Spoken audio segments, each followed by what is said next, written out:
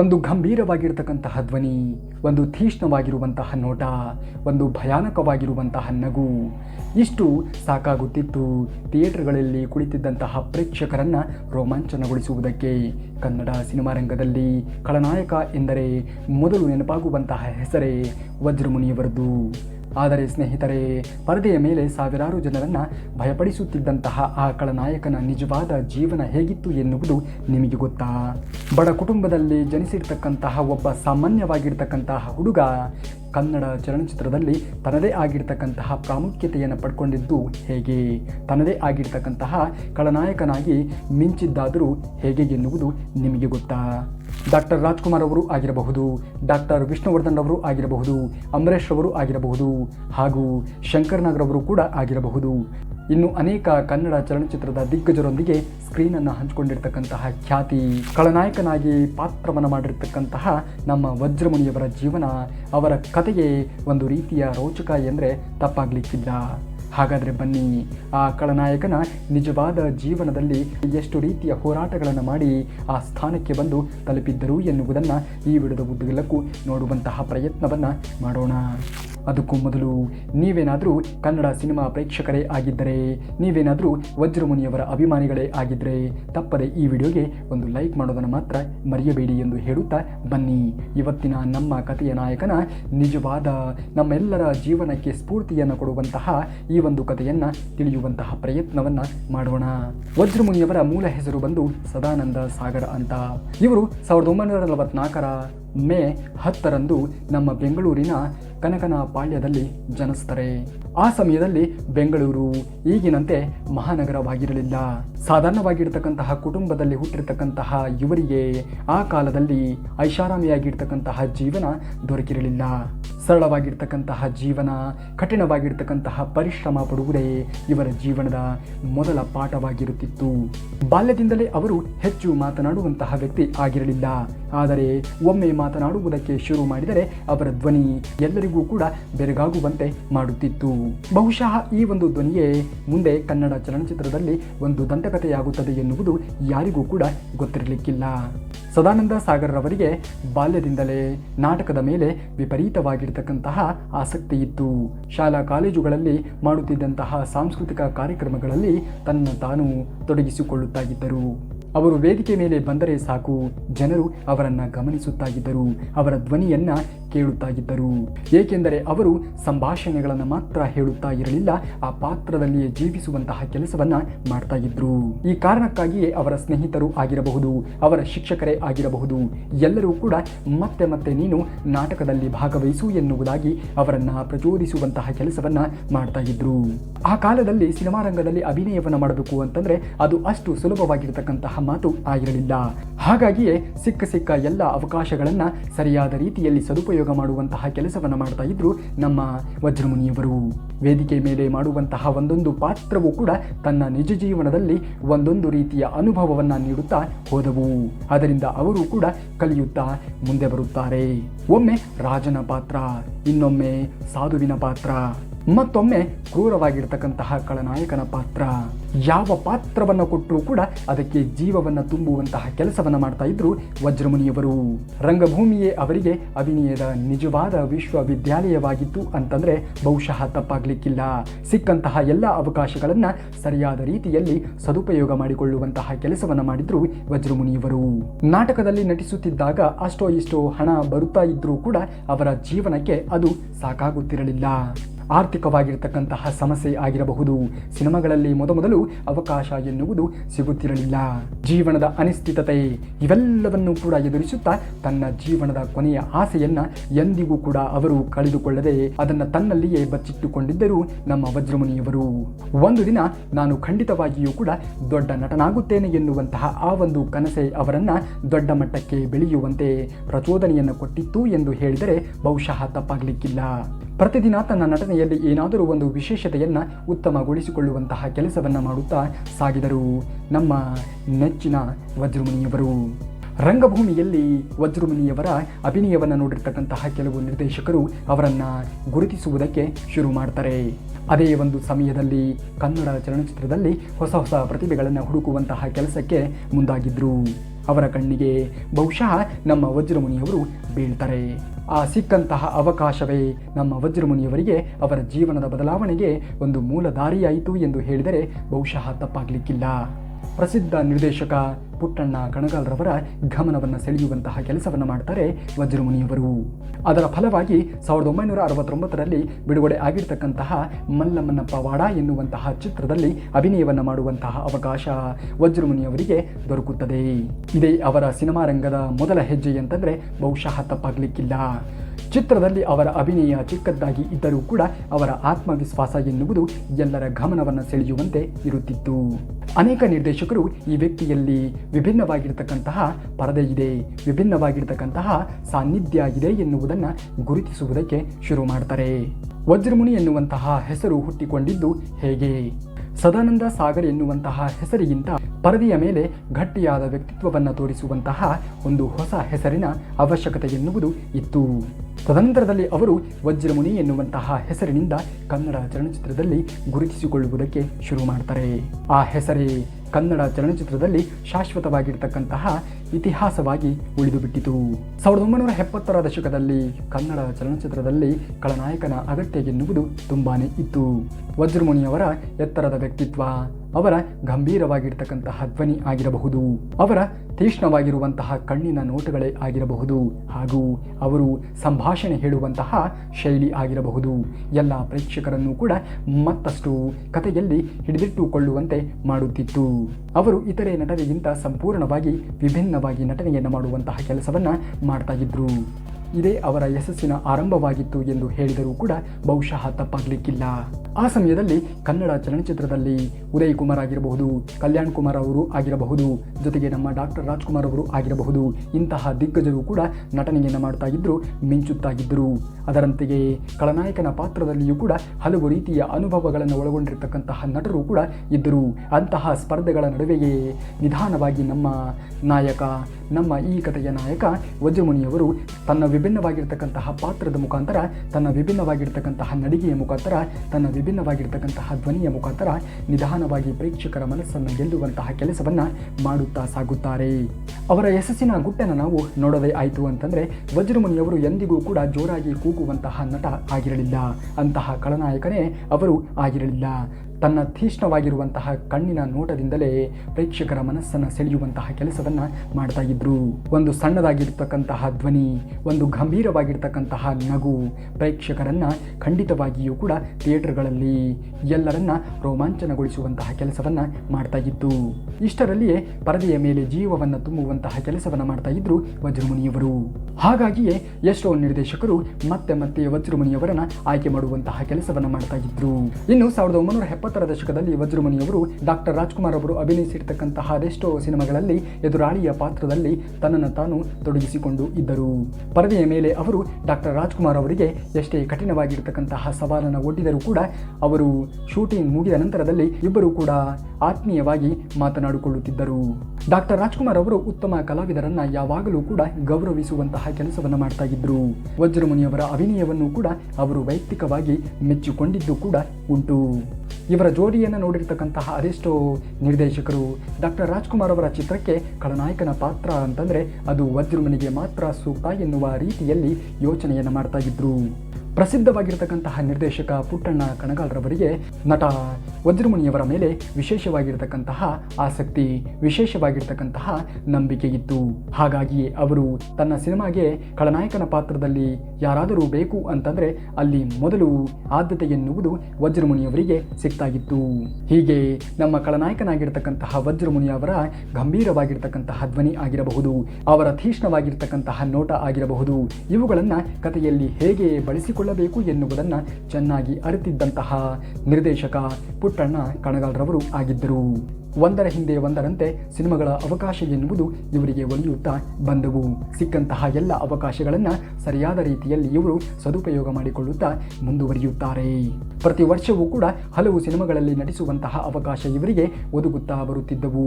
ವಜ್ರಮುನಿಯವರನ್ನು ಕಂಡಿರ್ತಕ್ಕಂತಹ ಅದೆಷ್ಟೋ ನಿರ್ದೇಶಕರು ನಮ್ಮ ಸಿನಿಮಾಗಳಲ್ಲಿ ಖಳನಾಯಕನ ಪಾತ್ರ ಎನ್ನುವುದು ಬೇಕು ಎನ್ನುವುದೇ ಆದರೆ ಅಲ್ಲಿ ಮೊದಲ ಆದ್ಯತೆ ಎನ್ನುವುದು ನಮ್ಮ ಈ ಖಳನಾಯಕನಾಗಿರ್ತಕ್ಕಂತಹ ವಜ್ರಮುನಿಯವರಿಗೆ ಕೊಡಬೇಕು ಎನ್ನುವುದಾಗಿ ನಿರ್ದೇಶಕರು ಯೋಚನೆಯನ್ನು ಮಾಡಿದ್ದು ಕೂಡ ಉಂಟು. ಆ ಪರಿಯಾಗಿರ್ತಕ್ಕಂತಹ ತನ್ನ ನಟನೆಯ ಮುಖಾಂತರ, ತನ್ನ ಗಂಭೀರವಾಗಿರ್ತಕ್ಕಂತಹ ಧ್ವನಿಯ ಮುಖಾಂತರ ಎಲ್ಲ ನಿರ್ದೇಶಕರನ್ನ ನಿಬ್ಬೆರಗಾಗುವಂತೆ ಮಾಡುತ್ತಾ ಇದ್ದರು ನಮ್ಮ ಖಳನಾಯಕ ವಜ್ರಮುನಿಯವರು. ಆ ಕಾಲದಲ್ಲಿ ಖಳನಾಯಕ ಎಂದು ಹೇಳಿದರೆ ಪರದೆಯ ಮೇಲೆ ಕೇವಲ ಹೋರಾಟವನ್ನು ಮಾಡುವಂತಹ ವ್ಯಕ್ತಿತ್ವ ಮಾತ್ರ ಆಗಿತ್ತು. ಆದರೆ ವಜ್ರಮುನಿಯವರು ಆ ಒಂದು ವ್ಯಕ್ತಿತ್ವವನ್ನು ಸಂಪೂರ್ಣವಾಗಿ ಬದಲಾವಣೆ ಮಾಡುವಂತಹ ಕೆಲಸವನ್ನು ಮಾಡ್ತಾರೆ.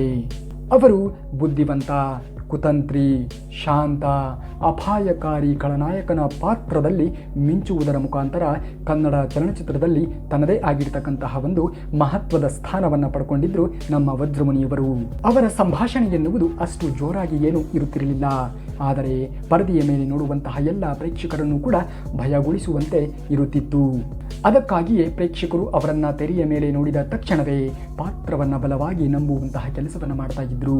1970ರ ದಶಕದ ಅಂತ್ಯದ ವೇಳೆಗೆ ವಜ್ರಮುನಿಯವರು ಅತ್ಯಂತ ಬೇಡಿಕೆ ಉಳ್ಳಂತಹ ನಟರ ಪೈಕಿ ಒಬ್ಬರಾಗಿದ್ರು. ಒಂದೇ ಸಮಯದಲ್ಲಿ ಹಲವು ಸಿನಿಮಾಗಳ ಶೂಟಿಂಗ್ ಅಲ್ಲಿ ಭಾಗವಹಿಸುತ್ತಾ ಇದ್ದರು. ಡಾಕ್ಟರ್ ರಾಜ್ಕುಮಾರ್ ಅವರು ಆಗಿರಬಹುದು, ಶಂಕರ್ ನಾಗ್ ಅವರು ಆಗಿರಬಹುದು, ಡಾಕ್ಟರ್ ವಿಷ್ಣುವರ್ಧನ್ ಅವರು ಆಗಿರಬಹುದು, ಅನಂತ್ ನಾಗ್ ಅವರು ಆಗಿರಬಹುದು, ಇನ್ನು ಹೀಗೆ ಕನ್ನಡ ಚಲನಚಿತ್ರದಲ್ಲಿ ದಿಗ್ಗಜರು ಎಂದು ಕರೆಸಿಕೊಳ್ಳುವಂತಹ ಹಲವು ನಟರ ಸಿನಿಮಾಗಳಲ್ಲಿ ತನ್ನ ಪಾತ್ರವನ್ನು ಮಾಡುವುದರ ಮುಖಾಂತರ ತನ್ನ ಅಭಿನಯವನ್ನ ಎಲ್ಲ ಸಿನಿ ಪ್ರೇಕ್ಷಕರ ಮನಸ್ಸಲ್ಲಿ ಶಾಶ್ವತವಾಗಿರ್ತಕ್ಕಂತಹ ಸ್ಥಾನವನ್ನು ಪಡ್ಕೊಳ್ಳುವಂತಹ ಕೆಲಸವನ್ನು ಮಾಡಿದ್ರು ನಮ್ಮ ಖಳನಾಯಕನಾಗಿರ್ತಕ್ಕಂತಹ ವಜ್ರಮುನಿಯವರು. ವಜ್ರಮುನಿಯವರ ಪಾತ್ರ ಎನ್ನುವುದು ಚಿತ್ರದಲ್ಲಿ ದೊಡ್ಡದ್ದಾಗಿಯೇ ಇರಲಿ, ಸಣ್ಣದ್ದಾಗಿಯೇ ಇರಲಿ, ಆದರೆ ಅವರನ್ನು ಕಂಡಿರ್ತಕ್ಕಂತಹ ಪ್ರೇಕ್ಷಕರು ಮಾತ್ರ ಅವರನ್ನು ಮರೆಯುವಂತೆ ಖಂಡಿತವಾಗಿಯೂ ಕೂಡ ಇರುತ್ತಿರಲಿಲ್ಲ. ಎಲ್ಲ ಪಾತ್ರಗಳಲ್ಲಿಯೂ ಕೂಡ ತನ್ನದೇ ಆಗಿರ್ತಕ್ಕಂತಹ ಛಾಪನ್ನು ಮೂಡಿಸುವಂತಹ ಕೆಲಸವನ್ನು ಮಾಡ್ತಾ ಇದ್ರು ವಜ್ರಮುನಿಯವರು. ಹಲವು ನಿರ್ದೇಶಕರು ಹೇಳಿದ್ದು ಕೂಡ ಉಂಟು, ವಜ್ರಮುನಿಯವರಿಗೆ ಪಾತ್ರದ ಬಗ್ಗೆ ಸ್ವಲ್ಪ ಹಿಂಟನ್ನು ಕೊಟ್ಟರೆ ಸಾಕು, ಉಳಿಕಿರುವ ಕೆಲಸವನ್ನು ಅವರು ತನ್ನ ಅಭಿನಯದ ಮುಖಾಂತರ ಮಾಡುತ್ತಾ ಇದ್ರು ಅಂತ. ಆ ಪರಿಯಾಗಿರ್ತಕ್ಕಂತಹ ಪ್ರಶಂಸೆಯನ್ನ ಎಲ್ಲ ನಿರ್ದೇಶಕರು ವಜ್ರಮುನಿಯವರಿಗೆ ಕೊಡುವಂತಹ ಕೆಲಸವನ್ನು ಮಾಡ್ತಾ ಇದ್ರು. 1970ರ ದಶಕದಲ್ಲಿ ಎಂತಹ ಖಳನಾಯಕನ ಪಾತ್ರ ಅವಶ್ಯಕವಾಗಿ ಬೇಕಾಗಿತ್ತು ಎಂದು ಹೇಳಿದರೆ, ನಾಯಕ ಎನ್ನುವವನು ಎಷ್ಟೇ ಬಲಶಾಲಿಯಾಗಿ ಇದ್ದರೂ ಕೂಡ ಅವನ ಎದುರಿನಲ್ಲಿ ಅಭಿನಯವನ್ನು ಮಾಡ್ತಾ ಇರತಕ್ಕಂತಹ ಖಳನಾಯಕನ ಪಾತ್ರವೂ ಕೂಡ ಅಷ್ಟೇ ಬಲಶಾಲಿಯಾಗಿ ಇರಬೇಕಾಗುತ್ತಿತ್ತು. 1970ರ ದಶಕದಲ್ಲಿ ಖಳನಾಯಕನ ಪಾತ್ರಕ್ಕೆ ತುಂಬಾನೇ ಬೇಡಿಕೆಯನ್ನು ತಂದು ಕೊಟ್ಟಿದ್ದೇ ನಮ್ಮ ಈ ವಜ್ರಮುನಿಯವರು. ಹೊಸ ತಲೆಮಾರಿನ ನಾಯಕರೊಂದಿಗೆ ನಟಿಸುವಾಗಲೂ ಕೂಡ ತನ್ನ ಕಲೆಯಲ್ಲಿ, ತನ್ನ ನಟನೆಯಲ್ಲಿ ಎಂದಿಗೂ ಕೂಡ ಸ್ವಲ್ಪವೂ ಕೂಡ ಕಾಂಪ್ರಮೈಸ್ ಎನ್ನುವುದು ಆಗುತ್ತಿರಲಿಲ್ಲ. ಆ ಕತೆಗೆ ಬೇಕಾಗಿರ್ತಕ್ಕಂತಹ ಆ ನಾಯಕನ ಎದುರಿಗೆ ಯಾವ ರೀತಿಯ ಖಳನಾಯಕನ ಅವಶ್ಯಕತೆ ಎನ್ನುವುದು ಇದೆ ಎನ್ನುವುದನ್ನು ತನ್ನ ಪಾತ್ರದಲ್ಲಿಯೇ ಅವರು ತಿದ್ದಿ ಆ ಪಾತ್ರದಲ್ಲಿಯೇ ಜೀವಿಸುವಂತಹ ಕೆಲಸವನ್ನು ಮಾಡ್ತಾ ಇದ್ರು ವಜ್ರಮುನಿಯವರು. ಹೀಗೆ ಮೊದಲು ಅವಕಾಶಕ್ಕಾಗಿ ಬೇಡುತ್ತಿದ್ದಂತಹ ನಟ ನಮ್ಮ ವಜ್ರಮುನಿಯವರು ಕನ್ನಡ ಚಲನಚಿತ್ರದಲ್ಲಿ ಸುಮಾರು 340ಕ್ಕೂ ಕೂಡ ಹೆಚ್ಚಿನ ಸಿನಿಮಾಗಳಲ್ಲಿ ತನ್ನ ಅಭಿನಯದ ಮುಖಾಂತರ ಕನ್ನಡ ಸಿನಿಮಾ ರಂಗಕ್ಕೆ ತನ್ನದೇ ಆಗಿರ್ತಕ್ಕಂತಹ ಕೊಡುಗೆಯನ್ನು ಕೊಟ್ಟಿರ್ತಕ್ಕಂಥವರು ನಮ್ಮ ವಜ್ರಮುನಿಯವರು. ಅದು ಕೇವಲ ಖಳನಾಯಕನ ಪಾತ್ರದಲ್ಲಿ ಮಾತ್ರ ಅಲ್ಲ, ಪೊಲೀಸ್ ಪಾತ್ರದಲ್ಲಿಯೂ ಕೂಡ ಆಗಿರಬಹುದು, ಜಮೀನ್ದಾರರ ಪಾತ್ರವೂ ಕೂಡ ಆಗಿರಬಹುದು. ಹೀಗೆ ಇನ್ನು ಅನೇಕ ರೀತಿಯ ಪಾತ್ರಗಳನ್ನು ತನ್ನ ಜೀವನದ ಉದ್ದಕ್ಕೂ ಕೂಡ ಸುಮಾರು 340ಕ್ಕೂ ಸಿನಿಮಾಗಳಲ್ಲಿ ವಿಭಿನ್ನವಾಗಿರತಕ್ಕಂತಹ ಪಾತ್ರದ ಮುಖಾಂತರ ಕನ್ನಡ ಸಿನಿಮಾ ರಂಗದಲ್ಲಿ ತನ್ನದೇ ಆಗಿರತಕ್ಕಂತಹ ಛಾಪನ್ನು ಮೂಡಿಸಿದಂಥವರು ವಜ್ರಮುನಿಯವರು. ವಜ್ರಮುನಿಯವರು ಶಿಸ್ತಿನ ಪ್ರತೀಕ ಅಂತಂದರೆ ಬಹುಶಃ ತಪ್ಪಾಗಲಿಕ್ಕಿಲ್ಲ. ಸೆಟ್ಟಲ್ಲಿ ಎಲ್ಲರಿಗೂ ಕೂಡ ಸಮಾನವಾಗಿರ್ತಕ್ಕಂತಹ ಗೌರವವನ್ನು ಕೊಡ್ತಾ ಇದ್ರು. ಸಹ ಕಲಾವಿದರಿಗೂ ಕೂಡ ಸರಿ, ಅಲ್ಲಿ ಸೆಟ್ಟಲ್ಲಿ ಇರ್ತಕ್ಕಂತಹ ಎಲ್ಲ ವರ್ಕರ್ಸ್ಗಳಿಗೂ ಕೂಡ ಸರಿ, ಯಾರಿಗೆ ಯಾವ ರೀತಿಯ ಗೌರವವನ್ನು ಕೊಡಬೇಕು ಎನ್ನುವುದನ್ನು ತುಂಬ ಚೆನ್ನಾಗಿ ಅರಿತುಕೊಂಡು ಇದ್ದರು. ಯಾವುದೇ ಕಾರಣಕ್ಕೂ ಕೂಡ ಸೆಟ್ಗೆ ತಡವಾಗಿ ಬಂದಿರತಕ್ಕಂತಹ ಉದಾಹರಣೆಯೇ ಇರುತ್ತಿರಲಿಲ್ಲ. 1 ಗಂಟೆಗೂ ಮುಂಚೆಗೆ ಅವರು ಸೆಟ್ಟಿಗೆ ಹಾಜರಾಗುತ್ತಿದ್ದರು. ಅವರು ಬಲವಾಗಿ ನಂಬಿರ್ತಕ್ಕಂತಹ ಒಂದು ಮಾತು ಏನು ಎನ್ನುವುದೇ ಆದರೆ, ಒಬ್ಬ ನಿಜವಾದ ಕಲಾವಿದ ಅಂತಂದರೆ ಅವನು ವಿಭಿನ್ನವಾಗಿರ್ತಕ್ಕಂತಹ ಪಾತ್ರದ ಮುಖಾಂತರ ಪರದೆಯ ಮೇಲೆ ಮಾತ್ರ ನಟನೆಯನ್ನು ಮಾಡುವುದು ಅಲ್ಲ, ಪರದೆಯ ಮೇಲೆ ಮಾತ್ರ ಮಿಂಚುವುದು ಅಲ್ಲ, ತನ್ನ ನಿಜ ಜೀವನದಲ್ಲಿ ಕೆಲವು ಶಿಸ್ತುಗಳನ್ನು ಕೂಡ ಬೆಳೆಸಿಕೊಳ್ಳಬೇಕಾಗಿರ್ತಕ್ಕಂಥದ್ದು ಅತ್ಯಂತ ಅವಶ್ಯಕ ಎನ್ನುವುದನ್ನು ತುಂಬ ಬಲವಾಗಿ ನಂಬಿದ್ದವರು ಆಗಿದ್ದರು ವಜ್ರಮುನಿಯವರು. ಹಾಗಾಗಿಯೇ ಅವರ ಜೀವನದಲ್ಲಿ ಎಂದಿಗೂ ಕೂಡ ಯಾರಿಗೂ ಕೂಡ ಕೆಡಕನ್ನು ಬಯಸದೇ ಇರತಕ್ಕಂತಹ ವ್ಯಕ್ತಿ ಅವರಾಗಿದ್ದರು. ತನ್ನ ಚಿತ್ರಗಳಲ್ಲಿ ತನ್ನ ನಟನೆಯ ಮುಖಾಂತರ ಮಾತ್ರ ಅವರು ಕ್ರೂರವಾಗಿರ್ತಕ್ಕಂತಹ ಪಾತ್ರವನ್ನು ಮಾಡಿದ್ದರೂ ಕೂಡ ತನ್ನ ನಿಜ ಜೀವನದಲ್ಲಿ ತುಂಬ ಸೂಕ್ಷ್ಮ ಸ್ವಭಾವವನ್ನು ಒಳಗೊಂಡಿರ್ತಕ್ಕಂತಹ ವ್ಯಕ್ತಿ ಅವರಾಗಿದ್ದರು. ತುಂಬ ಮಾನವೀಯತೆಯ ಮೌಲ್ಯಗಳನ್ನು ಒಳಗೊಂಡಿರ್ತಕ್ಕಂತಹ ವ್ಯಕ್ತಿ ವಜ್ರಮುನಿಯವರು ಆಗಿದ್ದರು. ಅಭಿಮಾನಿಗಳೊಂದಿಗೆ ಎಂದಿಗೂ ಕೂಡ ನಗುಮುಖದಿಂದಲೇ ಮಾತನಾಡಿಸುವಂತಹ ಕೆಲಸವನ್ನು ಮಾಡ್ತಾ ಇದ್ರು. ಸಹ ನಟರಿಗೆ ತುಂಬಾನೇ ಗೌರವವನ್ನು ಕೊಡ್ತಾ ಇದ್ರು. ತನಗಿಂತ ಕಿರಿಯ ಕಲಾವಿದರಿಗೆ ಅವರು ಸಲಹೆಯನ್ನು ಕೊಡುವಂತಹ ಕೆಲಸವನ್ನು ಕೂಡ ಮಾಡ್ತಾ ಇದ್ರು. ಕಾಲ ಕಳೆದಂತೆ ಕನ್ನಡ ಚಲನಚಿತ್ರದಲ್ಲಿ ಖಳನಾಯಕನ ಪಾತ್ರಕ್ಕೆ ಒಂದು ಹೊಸ ಮೆರುಗನ್ನು ತಂದು ಕೊಟ್ಟಂಥವರು ವಜ್ರಮುನಿಯವರು. ಇಂದಿಗೂ ಕೂಡ ಅವರ ಅಭಿನಯವನ್ನು ಎಷ್ಟೋ ಕಲಾವಿದರು ಅಧ್ಯಯನವನ್ನು ಮಾಡ್ತಾರೆ ಅಂತಂದರೆ ಬಹುಶಃ ತಪ್ಪಾಗಲಿಕ್ಕಿಲ್ಲ. ಸರಿಸುಮಾರು 4 ದಶಕಗಳ ಕಾಲ ಕನ್ನಡ ಚಲನಚಿತ್ರದಲ್ಲಿ ತನ್ನದೇ ಆಗಿರ್ತಕ್ಕಂತಹ ವಿಭಿನ್ನವಾಗಿರ್ತಕ್ಕಂತಹ ಪಾತ್ರದ ಮುಖಾಂತರ ಎಲ್ಲ ಸಿನಿಮಾ ಪ್ರೇಕ್ಷಕರನ್ನು ರಂಜಿಸುವಂತಹ ಕೆಲಸವನ್ನು ಮಾಡಿರ್ತಕ್ಕಂತಹ ನಮ್ಮ ವಜ್ರಮುನಿಯವರು ಅವರು ಪರದೆಯ ಮೇಲೆ ಎಷ್ಟೇ ಕ್ರೂರವಾಗಿರ್ತಕ್ಕಂತಹ ಪಾತ್ರವನ್ನು ಮಾಡಿದ್ದರೂ ಕೂಡ ತನ್ನ ವೈಯಕ್ತಿಕವಾಗಿರ್ತಕ್ಕಂತಹ ಜೀವನದಲ್ಲಿ ತುಂಬ ಸರಳವಾಗಿರ್ತಕ್ಕಂತಹ ವ್ಯಕ್ತಿತ್ವವನ್ನು ಅವರು ಅಳವಡಿಸಿಕೊಂಡು ಇದ್ದರು. ತಮ್ಮ ಕುಟುಂಬಕ್ಕೆ ಹೆಚ್ಚಿನ ಒಂದು ಮಹತ್ವವನ್ನು ಕೊಡುವಂತಹ ಕೆಲಸವನ್ನ ಮಾಡ್ತಾ ಇದ್ರು. ವಜ್ರಮುನಿಯವರ ಪತ್ನಿಯ ಹೆಸರು ಲಕ್ಷ್ಮಿ. ವಜ್ರಮುನಿಯವರಿಗೆ 3 ಜನ ಮಕ್ಕಳು. ಸಿನಿಮಾಗಳಲ್ಲಿ ಎಷ್ಟೇ ಬ್ಯುಸಿಯಾಗಿ ಇದ್ದರೂ ಕೂಡ ತನ್ನ ಕುಟುಂಬಕ್ಕೆ ಎಷ್ಟು ಮಹತ್ವವನ್ನು ಕೊಡಬೇಕು, ತನ್ನ ಕುಟುಂಬಕ್ಕೆ ಎಷ್ಟು ಸಮಯವನ್ನು ಮೀಸಲಿಡಬೇಕು ಎನ್ನುವುದನ್ನು ತುಂಬ ಚೆನ್ನಾಗಿ ಅರಿತಿದ್ದಂಥವರು ಆಗಿದ್ದರು ನಮ್ಮ ವಜ್ರಮುನಿಯವರು. ಇವರ ಮಕ್ಕಳಿಗೆ ಒಳ್ಳೆಯ ಶಿಕ್ಷಣ ಮತ್ತು ಶಿಸ್ತಿನ ಜೀವನವನ್ನು ಕಲಿಸಬೇಕು ಎನ್ನುವುದು ಇವರ ಆಸೆಯಾಗಿತ್ತು. ಚಿತ್ರರಂಗದಿಂದ ಹೊರಗೆ ಅವರು ಅತ್ಯಂತ ಜವಾಬ್ದಾರಿಯಾಗಿರ್ತಕ್ಕಂತಹ ಸ್ಥಾನದಲ್ಲಿರ್ತಕ್ಕಂತಹ ಕುಟುಂಬದ ಮುಖ್ಯಸ್ಥರಾಗಿದ್ದರು. ಅದೆಷ್ಟೋ ಸಿನಿಮಾಗಳಲ್ಲಿ ನಟಿಸಿದ್ದರೂ ಕೂಡ ವಜ್ರಮುನಿಯವರಿಗೆ ಒಂದು ಸ್ವಲ್ಪವೂ ಕೂಡ ಅಹಂಕಾರ ಎನ್ನುವುದು ಇರಲಿಲ್ಲ. ಎಲ್ಲರನ್ನೂ ಕೂಡ ಸಮಾನವಾಗಿ ನೋಡ್ತಾ ಇದ್ರು. ಎಲ್ಲರನ್ನೂ ಕೂಡ ಅಷ್ಟೇ ಪ್ರೀತಿಸುತ್ತಾ ಇದ್ದರು. ಯಾರಲ್ಲಿಯೂ ಕೂಡ ಕೆಡಕನ್ನು ಬಯಸಿದ್ರಪ್ಪ ಎಂದು ಹೇಳುವಂತಹ ಉದಾಹರಣೆಯೂ ಕೂಡ ಇರಲಿಲ್ಲ. ಆ ಪರಿಯಾಗಿರ್ತಕ್ಕಂತಹ ಸರಳ ಸಜ್ಜನಿಕೆಯ ವ್ಯಕ್ತಿತ್ವವನ್ನು ಅಳವಡಿಸಿಕೊಂಡಿದ್ರು ವಜ್ರಮುನಿಯವರು. ಸಹ ನಟರಿಗೆ ಪ್ರೋತ್ಸಾಹವನ್ನು ನೀಡುವಂತಹ ಕೆಲಸವನ್ನು ಮಾಡ್ತಾ ಇದ್ರು. ಹಾಗಾಗಿಯೇ ಕನ್ನಡ ಚಲನಚಿತ್ರದಲ್ಲಿ ಇಂದಿಗೂ ಕೂಡ ಎಲ್ಲ ನಟ ನಟಿಯರು ವಜ್ರಮುನಿಯವರನ್ನು ಅಷ್ಟು ಗೌರವವನ್ನು ಕೊಡುವುದು. ಯಾವ ಪರಿಯಾಗಿ ಇವರು ನಟನೆಯನ್ನು ಮಾಡ್ತಾ ಇದ್ರು ಅಂತಂದರೆ, ಒಂದು ಸಿನಿಮಾಗೆ ನಾಯಕನ ಮಹತ್ವ ಎನ್ನುವುದು ಎಷ್ಟು ಇರುತ್ತದೆಯೋ ಅಷ್ಟೇ ರೀತಿಯಾಗಿರ್ತಕ್ಕಂತಹ ಮಹತ್ವ ಎನ್ನುವುದು ಆ ಚಿತ್ರದಲ್ಲಿ ಅಭಿನಯವನ್ನು ಮಾಡಿರ್ತಕ್ಕಂತಹ ಖಳನಾಯಕನಿಗೂ ಕೂಡ ಇರ್ತದೆ ಎನ್ನುವುದನ್ನು ಸಾಬೀತುಪಡಿಸುವಂತಹ ಕೆಲಸವನ್ನು ಮಾಡ್ತಾ ಇದ್ರು ತನ್ನ ವಿಭಿನ್ನವಾಗಿರ್ತಕ್ಕಂತಹ ನಟನೆಯ ಮುಖಾಂತರ. ಇವರನ್ನು ನೋಡಿರ್ತಕ್ಕಂತಹ ಎಷ್ಟೋ ಸಹ ಕಲಾವಿದರು ಇವರಂತೆಯೇ ವಿಶೇಷವಾಗಿರ್ತಕ್ಕಂತಹ ರೀತಿಯಲ್ಲಿ ಅಭಿನಯವನ್ನು ಮಾಡಿ ಖಳನಾಯಕನ ಪಾತ್ರದಲ್ಲಿಯೂ ಕೂಡ ಮಿಂಚುವಂತಹ ಕೆಲಸವನ್ನು ಮಾಡ್ತಾ ಇದ್ರು. ಇವರನ್ನೇ ಪ್ರೇರಣೆಯಾಗಿ ತೆಗೆದುಕೊಂಡು ಅದೆಷ್ಟೋ ಸಹ ಕಲಾವಿದರು ಇವರಂತೆ ವಿಭಿನ್ನವಾಗಿರ್ತಕ್ಕಂತಹ ಪಾತ್ರಕ್ಕೆ ಮುಂದಾಗಿದ್ದರು. ಹೀಗೆ ಮಿಂಚುತ್ತಿದ್ದಂತಹ ನಮ್ಮ ವಜ್ರಮುನಿಯವರಿಗೆ 2000ರ ದಶಕದಲ್ಲಿ ತನ್ನ ಆರೋಗ್ಯದಲ್ಲಿ ಹದಗೆಡುವಂತಹ ಪರಿಸ್ಥಿತಿ ನಿರ್ಮಾಣವಾಯಿತು. ಅವರು ಮಧುಮೇಹ ಕಾಯಿಲೆಯಿಂದ ಬಳಲ್ತಾ ಇದ್ರು. ತದನಂತರದಲ್ಲಿ ಮೂತ್ರಪಿಂಡ ಸಂಬಂಧಿತ ಸಮಸ್ಯೆಯೂ ಕೂಡ ಅವರಿಗೆ ಕಾಣತೊಡಗಿತು. ಹೀಗೆ ಅವರ ಆರೋಗ್ಯ ಎನ್ನುವುದು ದಿನದಿಂದ ದಿನಕ್ಕೆ ಕ್ಷೀಣಿಸುತ್ತಾ ಹೋಯಿತು. ಹೀಗೆ 2006ರ ಜನವರಿ 5 ಕನ್ನಡ ಚಲನಚಿತ್ರದಲ್ಲಿ ಇದು ಒಂದು ರೀತಿಯ ಕಪ್ಪು ದಿನ ಎಂದು ಹೇಳಿದರೆ ಬಹುಶಃ ತಪ್ಪಾಗಲಿಕ್ಕಿಲ್ಲ. ಸುಮಾರು 61ರ ವಯಸ್ಸಿನಲ್ಲಿ ತಮ್ಮ ಬೆಂಗಳೂರಿನ ನಿವಾಸದಲ್ಲಿ ಅವರು ತನ್ನ ಕೊನೆಯುಸಿರನ್ನು ಎಳೆಯಬೇಕಾಗಿರ್ತಕ್ಕಂತಹ ಪರಿಸ್ಥಿತಿ ನಿರ್ಮಾಣವಾಯಿತು. ಅವರ ನಿಧನದ ಸುದ್ದಿಯನ್ನು ಕೇಳಿರ್ತಕ್ಕಂತಹ ಕನ್ನಡ ಚಲನಚಿತ್ರದ ಅದೆಷ್ಟೋ ಕಲಾವಿದರು, ಅದೆಷ್ಟೋ ನಿರ್ದೇಶಕರು, ಅದೆಷ್ಟೋ ನಿರ್ಮಾಪಕರು, ಅದೆಷ್ಟೋ ಸಹ ಕಲಾವಿದರು ಎಲ್ಲರೂ ಕೂಡ ಅವರ ಅಂತಿಮ ದರ್ಶನಕ್ಕೆ ನಾ ಮುಂದೆ ತಾ ಮುಂದೆ ಎಂದು ಧಾವಿಸಿ ಬರುತ್ತಾರೆ. ಜೊತೆಗೆ ಅವರ ಅಭಿಮಾನಿ ವರ್ಗ ಅಂತಂದರೂ ಹೇಳುವುದಕ್ಕೆ ಸಾಧುವುದೇ ಇಲ್ಲ. ಆ ಪರಿಯಾಗಿರ್ತಕ್ಕಂತಹ ದುಃಖ ಸಾಗರದಲ್ಲಿ ಮುಳುಗುತ್ತಾರೆ. ಒಬ್ಬ ಶ್ರೇಷ್ಠವಾಗಿರ್ತಕ್ಕಂತಹ ಕಲಾವಿದನನ್ನು ಕಳೆದುಕೊಂಡಂತಹ ನೋವು ಇಡೀ ಚಿತ್ರರಂಗಕ್ಕೆ ಕಾಡತೊಡಗಿತು.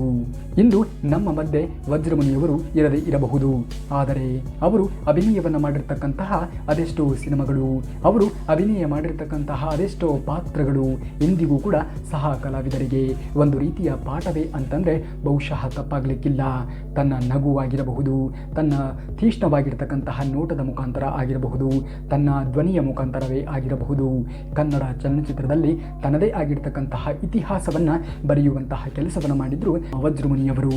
ಸ್ನೇಹಿತರೆ, ಒಬ್ಬ ಕಲಾವಿದ ಸಾವಿರಾರು ಪಾತ್ರಗಳನ್ನು ಮಾಡಬಹುದು.